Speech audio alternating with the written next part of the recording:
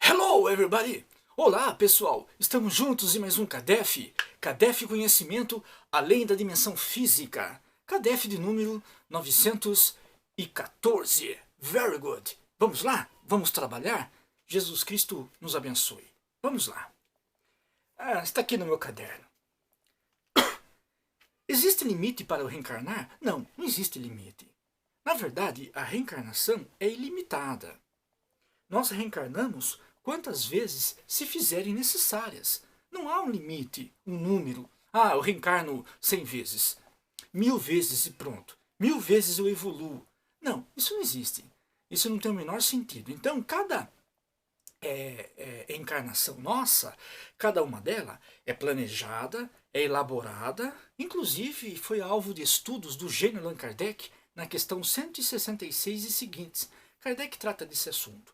Então toda a encarnação, toda ela, é acompanhada por um mentor, mesmo as reencarnações compulsórias. O que é isso, reencarnação compulsória? O espírito não quer reencarnar, ele é obrigado. Um delinquente, um detrator, um assassino, um suicida, etc. São obrigados, eles, muitas vezes, a reencarnarem. Mesmo nestes casos, há assistência do plano espiritual. Os mentores, questão 489 do Livro dos Espíritos, onde Allan Kardec fala sobre os mentores. Então o que acontece? Você tem que reencarnar? Sim, claro, para progredir.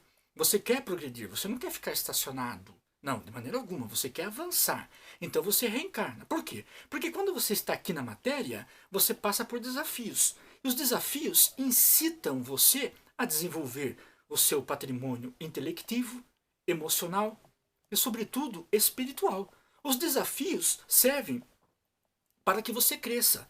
Por isso que seria sabedoria não se revoltar. Tem pessoas que se rebelam, se revoltam. Não, não.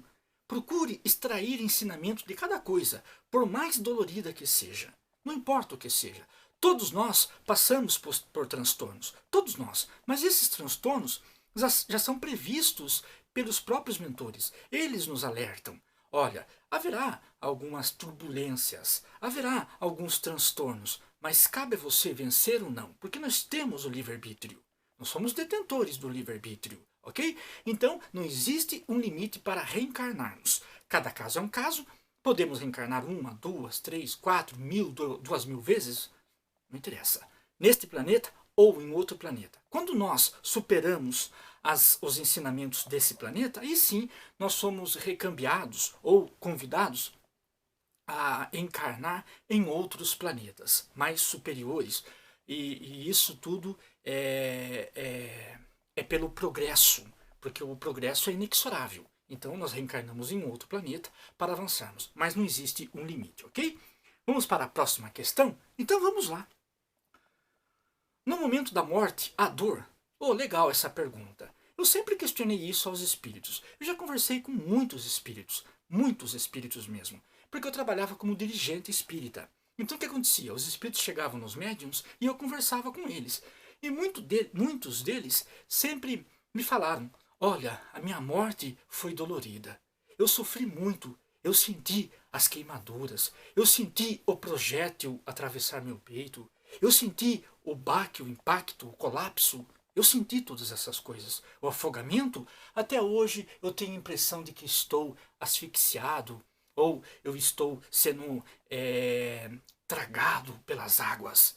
Ou então eu padeci de uma doença qualquer, eu sinto dores, etc. Isso tudo pode acontecer. Espíritos que disseram para mim isso, que relataram isso. Por outro lado, há espíritos que não. A minha morte foi suave, foi tranquila, mesmo eu tendo morrido sob impacto de uma violência, mesmo estando em chamas, mesmo sendo vítima de uma doença grave, eu morri em paz, não senti absolutamente nada. Então por que um sente e o outro não? Porque tudo depende da consciência. É a consciência que vai estabelecer essa questão de dor ou não dor. Porque a dor é toda consciencial. O espírito, ele transmite esta impressão. É o espírito que deixa transparecer essa impressão de que está passando por dor, por padecimento. Porque dor física para o espírito não há. O que há são desajustes emocionais conscienciais que ele traduz ou exprime como dor física. Mas óbvio que não há dor física porque o organismo já não existe mais. Então isso acaba acontecendo. Tem espíritos que têm essa impressão. Agora, aqueles espíritos que tiveram uma vida regida no bem, na luz, na misericórdia, na reforma íntima, que sempre procurou fazer o bem às pessoas, esses, é claro, que eles se elevam, aumentam as suas vibrações. Então, quando eles desencarnam, não passam por esse tormento consciencial. Eles nem percebem isso e dizem para nós, já me disseram muitas vezes, que a morte, portanto, nestas situações, a morte não causa nenhum tipo de dor de maneira alguma. Nem no momento da morte, tá? Nem depois, nem no momento. Agora, quando o espírito é atrasado, ele sente dor no momento da morte e depois também. Inclusive, os espíritos estão pedindo aqui para que nós continuemos um pouco neste assunto. Inclusive, a questão da autópsia. Autópsia, a cremação, ou ainda a imunação, né? Quando a pessoa é enterrada. O que acontece aí? Quando a pessoa é enterrada, imunação, ela pode ter a impressão de que está sendo sufocada pela terra, o caixão está apodrecendo, as vísceras estão sendo invadidas por bactérias, por agentes microbianos. Isso pode acontecer. Ou então, a autópsia, ela se sente sendo invadida, cortando o seu tórax, o seu crânio. Isso pode acontecer por quê? Porque são espíritos muitas vezes criminosos, espíritos detentores de vícios, que nunca pensaram na reforma íntima, apenas oneraram a sociedade, foram ladrões, foram facínoras, foram psicopatas, etc. Pessoas que mexem com magias destrutivas e por aí vai. Agora, aquele que sempre faz coisas boas, ele nem percebe uma doação de órgão, pelo contrário, ele se sente muito bem, ele se sente muito em paz e nem autópsia ele acaba percebendo. Vamos prosseguir? Vamos lá. Quando eu descanso, é isso? Ah, tá. Quando eu desencarno, quando eu saio do corpo, desencarno, quanto tempo demora para eu voltar a reencarnar? Depende também. Cada caso é um caso. Tem pessoas que já logo reencarnam. Tem pessoas que logo reencarnam. Em menos de um ano já estão reencarnando. Outras ainda demora mais um tempo. Tudo depende. Depende das circunstâncias, em que ocasião você desencarnou, quais são as suas necessidades espirituais. Então não podemos falar são 50 anos, um século, nada disso, tá? Cada caso é um caso. Como explicar casos de relatos de espíritos que têm fome, sono e ainda trocam de roupa, se já não possuem o corpo físico? Isso acontece por um processo consciencial, mais uma vez. É a consciência que tem essa impressão. Então ele sai do corpo, ele está muito preso à matéria. É natural.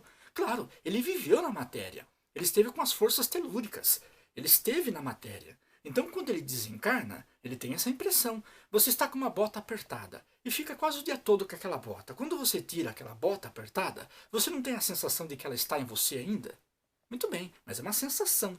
Os espíritos que desencarnam, como estiveram na matéria, eles guardam a sensação de que tem fome, tem sede, tem sono, necessidades fisiológicas e etc.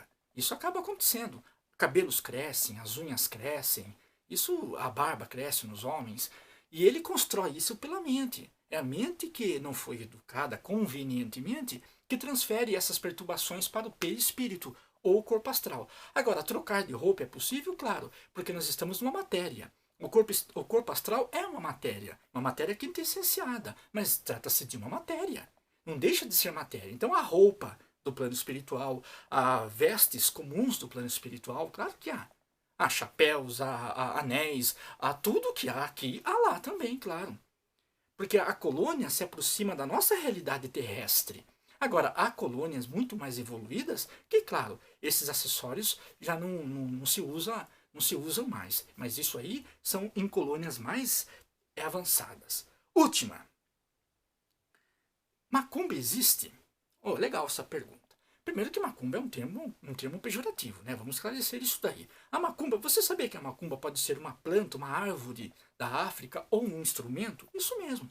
Então essa macumba aí tem que ser bem entendida. O que é macumba? Macumba, na verdade, são conluios, são pactos que você faz com espíritos para perturbar alguém. Ela existe sim quando as pessoas se reúnem, os espíritos se vinculam e vão perturbar determinada pessoa. Só que estas vibrações perturbativas só atingem o alvo se a pessoa em questão é uma pessoa que nunca pensa em reforma íntima, que nunca pensa em nada, que tem uma vida dissoluta, aí sim. Mas se for uma pessoa do bem, que está sempre investindo na luz, na paz, aí é claro que nenhuma macumba, nenhum espírito, nenhum pacto, nada vai perturbar essa pessoa, ok?